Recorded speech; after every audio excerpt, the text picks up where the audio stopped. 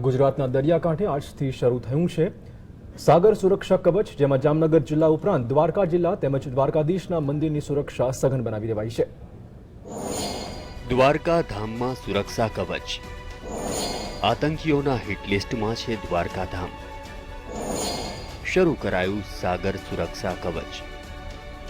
જામનગર જિલ્લાના દરિયાઈ વિસ્તારમાં 2 દિવસ માટે શરૂ કરાયું છે સાગર સુરક્ષા કવચ અભિયાન।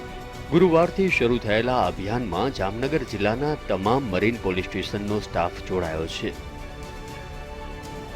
યાત્રાધામ દ્વારિકા Z+ કેટેગરી ધરાવે છે। અહીંના જગત મંદિર પર અનેક વખત આતંકી હુમલાની શક્યતા વ્યક્ત કરાઈ છે।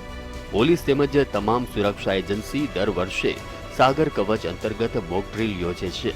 આ સાગર કવચમાં દ્વારકા મંદિરમાં પોલીસે ચુસ્ત પોલીસ બંદોબસ્ત ગોઠવ્યો છે।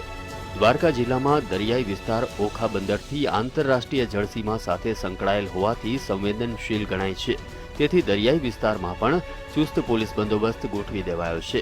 તમામ સ્થળો પર પેટ્રોલિંગ કરીને બાજ નજર રાખવામાં આવી રહી છે। ભરત ચૌહાણ, GST।